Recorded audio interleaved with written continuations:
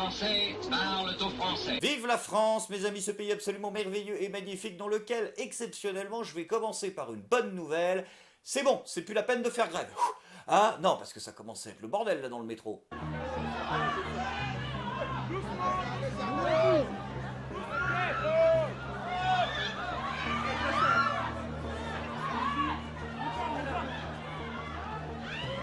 Arrêtez de pousser, putain! Arrêtez!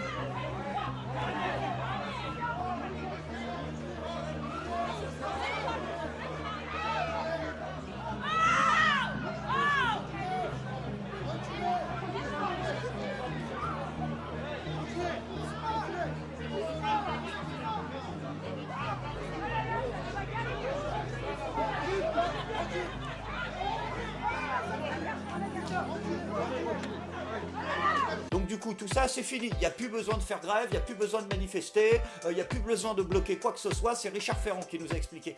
Oui, Richard Ferrand, il l'a envoyé sur les plateaux de télévision. Oui, Richard Ferrand, le plus grand délinquant fiscal du quinquennat Emmanuel Macron.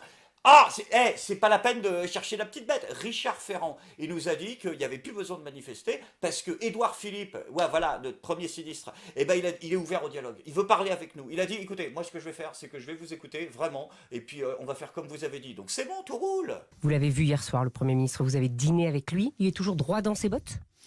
Je crois que cette appréciation ne vaut pas. Il est surtout les bras ouverts au dialogue et les mains tendues. Alors, c'est pas merveilleux tout ça? On a un Premier ministre qui a les bras ouverts au dialogue. Ah, le seul problème, c'est que ça sert à rien par contre. Non, parce que pour parler avec les gens, en fait, ce qu'il faut avoir d'ouvert, c'est la bouche. C'est absolument pas les bras. Mais bon, c'est pas grave. Ah, il doit y avoir une image derrière. C'est vrai que si les gens viennent le voir, bon, monsieur le Premier ministre, c'est la merde. Voilà. Ça va servir à rien. Ah si! Ou alors le mec, tu lui dis c'est la merde, et il ouvre les bras et il nous répond David Goudinov. Ça peut peut-être être ça. Ah non, ça n'a aucun sens ce que tu racontes, Richard Ferrand. C'est comme ton histoire de main tendue. Il n'a rien du tout la main tendue, Édouard Philippe. Il n'y a pas de... Remarque, quand tu vois comment les flics s'occupent des manifestants, si, peut-être. Mais alors il a le bras, tout le bras il est tendu, peut-être. Mais au-delà de ça, je vois pas. Non, je suis désolé, Richard. Je veux dire, le seul truc qu'il y a de tendu dans la main d'Édouard Philippe, ah si, c'est peut-être le doigt qui nous met, mais à part ça, vraiment, je vois pas. Bon après, soyez rassurés, Richard Ferrand, ils l'ont pas envoyé sur l'aspect technique, ils l'ont envoyé sur l'aspect sociétal. Pour aborder les points techniques liés à la réforme des retraites, ils ont envoyé quelqu'un de beaucoup plus compétent. Ils ont vraiment envoyé Marlène Schiappa. Part d'un régime actuel avec 42 régimes différents dans lequel c'est illisible pour personne. Ben oui. Donc du coup, il est compréhensible par tout le monde. Mais non, parce que Marlène, en français, si tu veux, en plus t'es écrivain à succès, donc tu devrais le savoir, deux négations, ça fait une affirmation. Hein, donc 7 secondes, on en est là. Putain, ça va être long. C'est illisible pour personne. Si je prends mon exemple, j'ai été un peu salarié, un peu en congé parental, un peu pigiste, un peu au gouvernement. Je ne suis pas capable de vous dire ce que je pourrais avoir comme retraite. Elle a vraiment dit ça?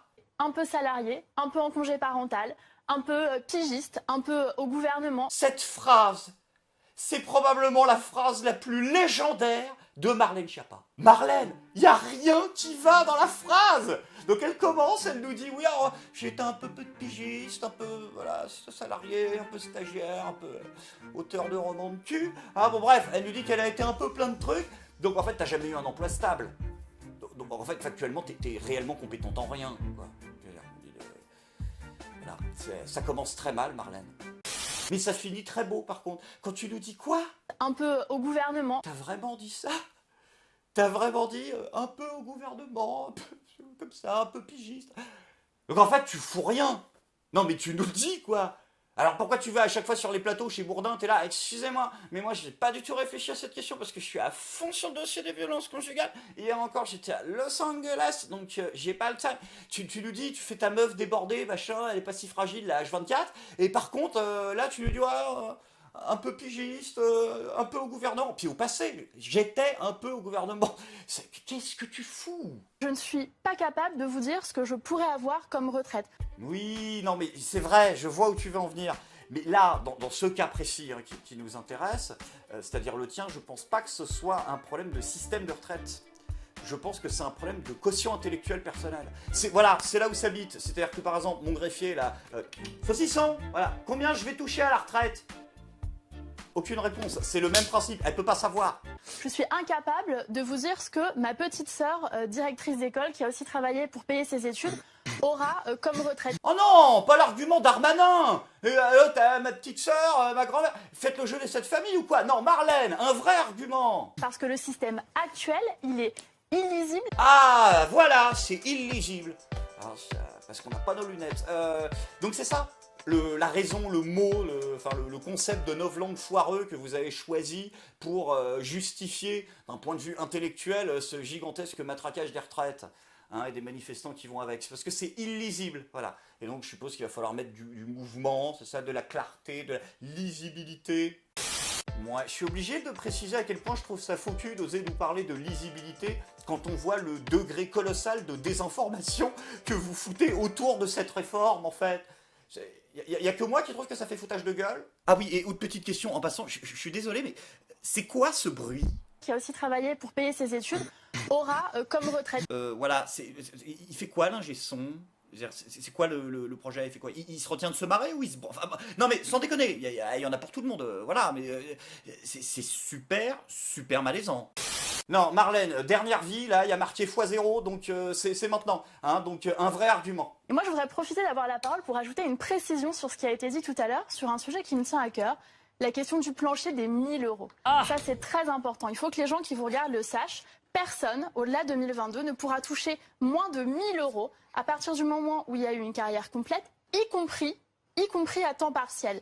Ça veut dire que les gens qui ont travaillé, y compris à temps partiel, on la garantit avec cette réforme des retraites qu'ils n'auront jamais moins de 1000 euros quand ils seront retraités. C'est important, c'est une question de dignité d'avoir au moins 1000 euros par an. Ah ouais, non mais en fait c'est pire. Marlène, c'est pire quand tu essayes de donner des chiffres. C'est ma faute, hein, c'est moi qui t'ai poussé. Mais en fait non, fallait pas. Parce que ça veut rien dire. 1000 euros, ça veut rien dire. Voilà, non, je sais que c'est un nombre. Ah, ta gueule. Non, c'est que en fait 1000 euros, on tient compte de l'inflation ou pas?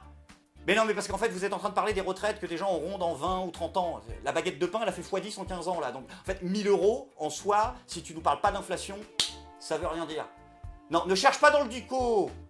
Bon, ok, Marlène, dernière chance. Si, je te mets une pièce dans la fente. Bref, et donc je te redonne un crédit, donc c'est à toi de jouer, voilà, t'as un dernier shot, reste sur une zone de confort, voilà, essaye de sauver les meubles, de pas prendre 8-0, tu vois, reste sur des trucs que tu sais faire. L'âge pivot, c'est important. Oui, mais justement, Pourquoi puisque la raison de l'âge pivot, c'est aussi l'équilibre financier. Donc, est-ce que vous trouvez que c'est honteux de se poser cette question? Non, c'est pas honteux, on a fait des propositions, augmenter les salaires, automatiquement, c'est des cotisations sociales en plus, et donc c'est de l'argent en plus. Évidemment, cotisations sociales salariées, et patronale. Or, vous savez, c'est pas vous. Augmenter les cotisations, donc. Hein. Non, les salaires. Vous n'écoutez pas quand je parle. Mais regardez. Mais donc les cotisations aussi. Non, quand vous augmentez les salaires, les cotisations, ça monte automatiquement, mais ça fait pas perdre de l'argent sur la feuille de paye. Il faut réviser. Mais les gouvernements... Ça, c'est un peu du mansplaining, ce que vous faites. Hein. Ah, bah voilà, on applaudit Marlène, le mansplaining, ah, tu vois. Alors, le Martinez, moustache, homme blanc, viré... Manspreading. J'ai rien d'autre. C'est bien. Non, me jouez pas avec ça. Si, je suis désolée, vous n'avez pas parlé avec condescendance en disant qu'il faut réviser. C'est du mépris, pardon, monsieur Martinez. C'est vrai que vous n'êtes jamais condescendant. Moi, je vous respecte. Non, je ne te respecte pas. Je vais me défendre toute seule. Ça ira très bien. C'est pour les gens qui nous regardent.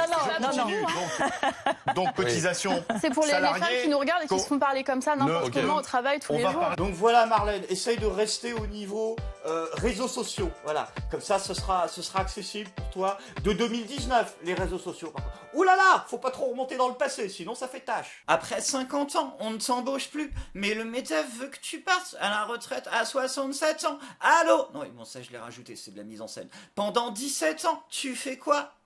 Ouh, aïe. Et ça s'est passé comment alors? Y a Guillaume Meurice qui est tombé dessus? Merde. Coucou Marlène Schiappa, je crois que la Marlène de 2015 a un message pour toi. Ouh, et elle a répondu quoi? Merci, Doc, pour ce message du passé. La DeLorean me l'avait envoyé, putain. C'est pour ça que le gouvernement a demandé des propositions sur l'emploi des seniors dans le rapport Belon-Marty. Non, Marlène, arrête. Oula. Alors non, parce que oui, t'as été un peu pigiste, t'as été un peu secrétaire, un petit peu romancière. Bon, t'as jamais été humoriste. Ne pique pas le boulot des gens, si tu veux. Voilà, quand on est en train de parler de chômage et de retraite, en plus, je suis un petit peu déplacé, n'essaye pas. Mais non, parce que là, en fait, c'est catastrophique et c'est indécent, surtout. C'est-à-dire qu'en fait, là, Guillaume Meurice, par un trait d'humour, est en train de t'indiquer que tu as eu un comportement complètement hypocrite. Et donc, tu réponds à ça en utilisant l'humour juste pour éviter la question de fond. Traduction de ce que ça met comme intention, j'en ai rien à foutre et je vous emmerde. Ah ben non, mais c'est peut-être ça qu'elle voulait vraiment dire. Non, sans déconner, vous savez pas où vous allez avec cette réforme des retraites. Vous avez besoin de pognon et vous savez pas comment faire pour en trouver et du coup ça devient ridicule parce que vous n'arrivez pas à le justifier sans dévoiler réellement ce que c'est. Un serrage de ceinture généralisé pour tout le monde. Donc si vous avez besoin d'argent, je sais pas moi, eh ben demandez à Balkany d'organiser une cagnotte. Mais non, parce que ça marche super bien, donc je suis sûr que si ça vient de lui, tac, en un claquement de doigts, c'est bon, tout est bouché. Trou de la sécu en prime. Comme tous ces comptes sont gelés, que les villas sont sous séquestre, il n'a pas moyen, visiblement, d'accéder à son argent, donc il n'a plus un centime disponible. Alors non, ce n'est pas une blague, l'initiative ne viendrait pas des Balkany eux-mêmes, c'est ce que nous a expliqué Isabelle Balkany hier soir. Comment fonctionne son Balkanyton alors? Ce sont des Levalloisiens qui, comme ils voulaient absolument faire des donations, ils ont créé une association Loi 1901 qui est validée par la préfecture et qui peut recevoir des dons et dont l'objet est d'aider Patrick à payer sa caution, sachant que malheureusement l'association n'étant pas reconnue d'utilité publique, ces dons ne sont pas déductibles des déclarations d'impôts. En tout cas, depuis que l'info a été rendue publique hier, depuis qu'on en parle, elle explique crouler sous les messages, notamment de Levalloisiens, mais pas seulement, qui lui demandent le RIB pour pouvoir aider son mari. Après, faut pas trop lui en vouloir non plus à Marlène. Elle est pas au maximum de ses capacités en ce moment. Mais non, elle est sur la pente difficile. Là. Elle vit une période assez douloureuse au niveau de son amour-propre, quoi. Parce que son dernier livre, ouais, Une et indivisible. Putain, j'espère qu'elle parle de Marianne et pas d'elle. Enfin bon, bref, c'est pas grave, je vais pas le lire. C'est vendu à 291 exemplaires. Voilà. C'est moins que Manuel Valls, putain. Pardon. Non, c'est moins que Bernard-Henri Lévy. Non, c'est chaud. Non, par contre, juste un truc là qui m'énerve à titre personnel, parce que moi, par contre, l'absence de solidarité vis-à-vis des gens qui travaillent avec toi, et particulièrement d'ailleurs les femmes, hein, moi ça me choque. Donc, 291 exemplaires vendus. Il y a 303 députés, La République En Marche. C'est qui les 12 connards qui n'ont pas acheté le bouquin? Bah quoi? Elle en a pas vendu à des gens normaux. Hein. Dans le réel, tu sais très bien comment ça s'est passé. Hein, il y a eu 200 bouquins qui sont partis pour la presse. Hein, il y en a eu 50 pour ses proches, une centaine pour ses collègues de travail. Et puis zouplaboum, hein, tout le reste, c'est des gens qui se sont perdus sur Amazon. Faut pas rêver. Mais non, mais Marlène, faut pas te laisser abattre pour ça. Je veux dire, en plus, c'est pas tant une erreur de contenu. À mon avis, c'est une erreur marketing. C'est une erreur de packaging. Mais si, parce que ton bouquin, vous les auriez vendus par 6. En rouleau triple épaisseur, ça partait comme des petits pains. Si tu mettais ta gueule sur la couverture, alors là, j'en parle pas. Après, soyez rassurés, ils n'ont pas envoyé que Marlène Schiappa. Hein, non, ils ont envoyé une autre femme beaucoup plus compétente. En tout cas dans la langue de bois.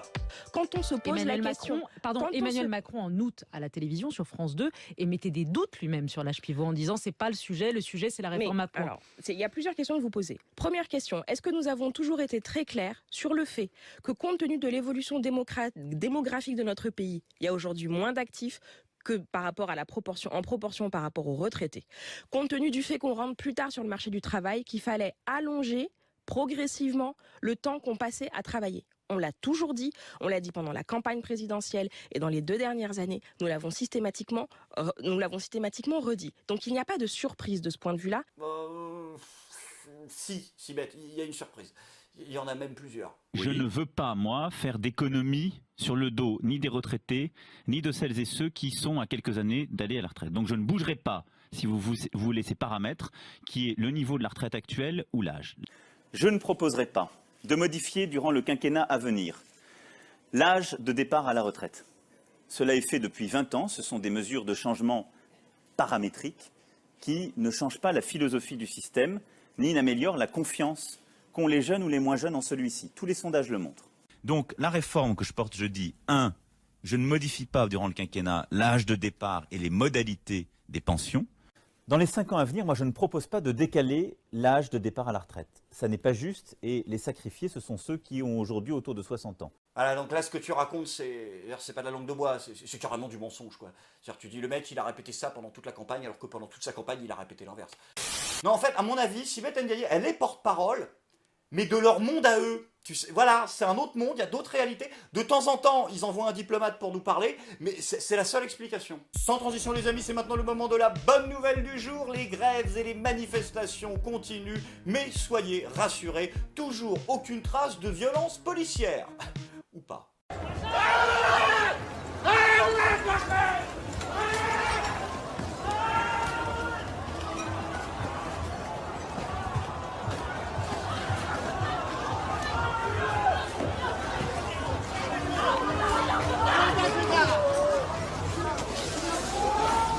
Dégage. Ok. Dégagez de là. C'est bon. Dégagez. Ah ouais, d'accord. Donc on en est là, quoi, directement. C'est-à-dire l'état de droit, tout ça. Les mecs qui renversent des handicapés, ils se cassent comme des voleurs de sac à main. Je sais pas pourquoi. Donc là maintenant, ils s'en prennent directement, physiquement, à des gens qui n'ont pas de jambes, quoi. Les bras m'en tombent. Ah si, mais non, mais les bras. Non, parce que je dis handicapés. Handicapés, des fois ils n'ont pas de bras. Alors les bras m'en... Hop, je suis handicapé. Bon, ok, je vous promets, dès que je suis chez Laurent Ruquier, j'arrête. Vive la France.